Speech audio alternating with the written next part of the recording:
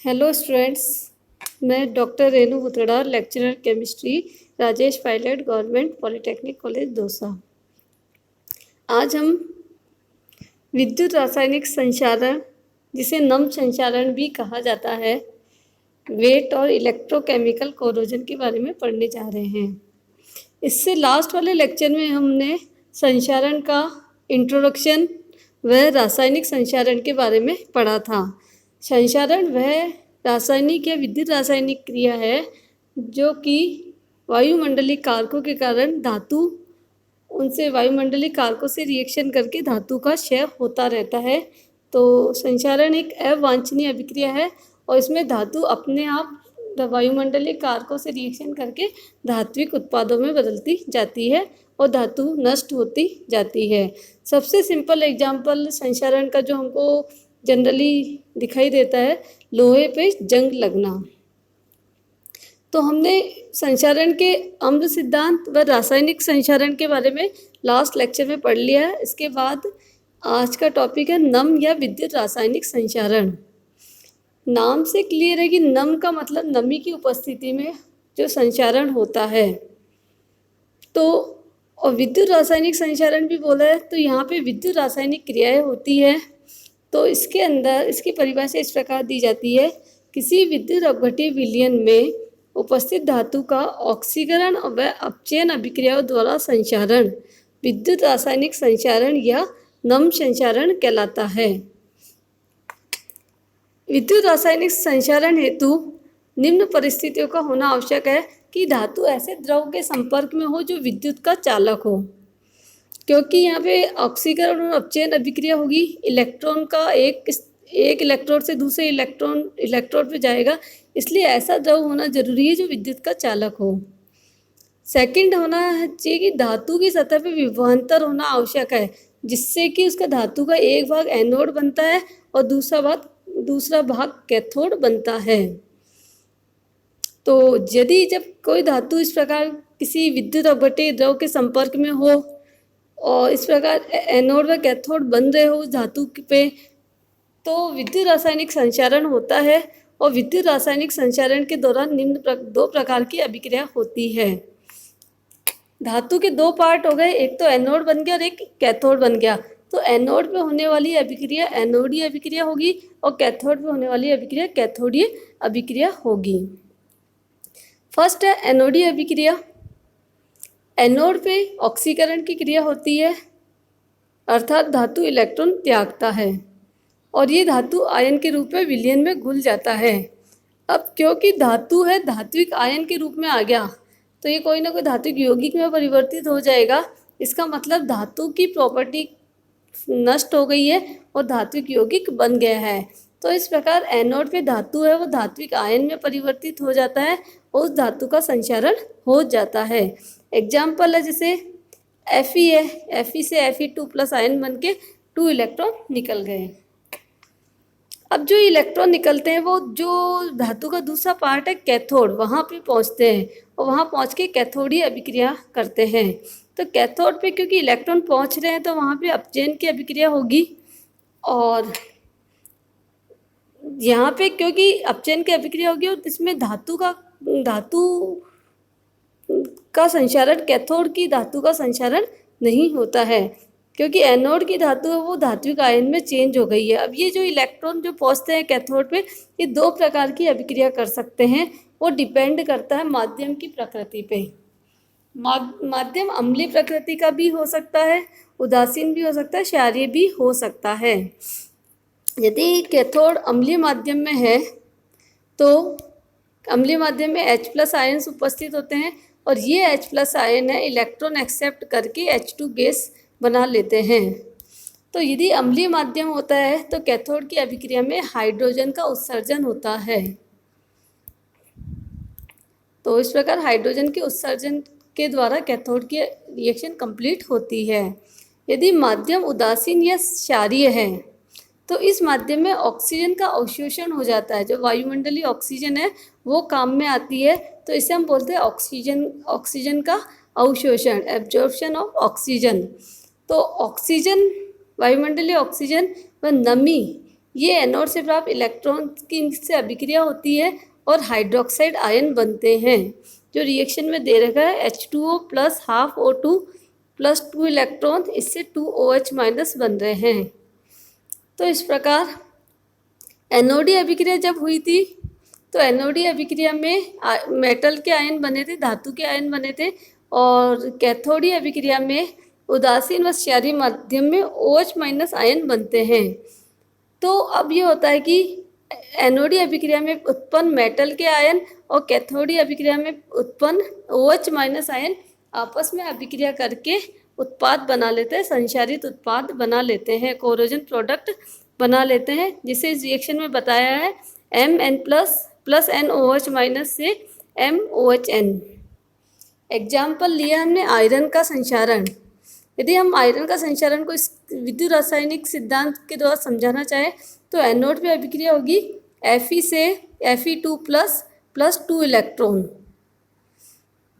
और कैथोड पे रिएक्शन हो जाएगी H2O plus half O2 plus 2 electron oxygen absorption की। जनरली यही वाली रिएक्शन ज़्यादा होती है क्योंकि ऑक्सीजन हर जगह प्रेजेंट होती है। ऑफी जो Fe2 प्लस है और OH माइनस आपस में रिएक्शन करके FeOH ट्वाइस बनाते हैं, और ज़्यादा FeOH ट्वाइस और ज़्यादा ऑक्सीजन और H2O से रिएक्शन करके FeOH ट्राइस फेरिक हाइड्रोक्साइड में बदल जाता है, और फेरिक हाइड्रोक्साइड ही जंग होता है, जिसे जंग के रूप में लिखा जाता है Fe2O3H2O। विद्युत रासायनिक संचारण अलग अलग परिस्थितियों में हो सकता है, उसके आधार पे हमने इसके दो प्रकार लिखे हैं। फर्स्ट है गैल्वेनिक संचारण और सांद्रता सेल संचारण। फर्स्ट है गैल्वेनिक संचारण। गैल्वेनिक संचारण के लिए यह है कि यदि दो असमान धातु है आपस में संपर्क में हो या बीच में किसी द्रव माध्यम के द्वारा संपर्क में हो, तो यदि दो अलग अलग तरह की धातुएं होती है तो उनमें से एक धातु तो एनोड बन जाती है और एक धातु कैथोड बन जाती है, और एक एनोड और एक कैथोड है और तो एक गैल्वेनिक सेल बन जाता है। अब गैल्वेनिक सेल में ये है कि जो एनोड बनता है उसका ऑक्सीकरण होता है, और जिसका ऑक्सीकरण होता है वह उसका संचारण होता है, क्योंकि ऑक्सीकरण में धातु धात्विक आयन के रूप में आ जाएगी और आयन में आते ही उसका संचारण कहलाता है।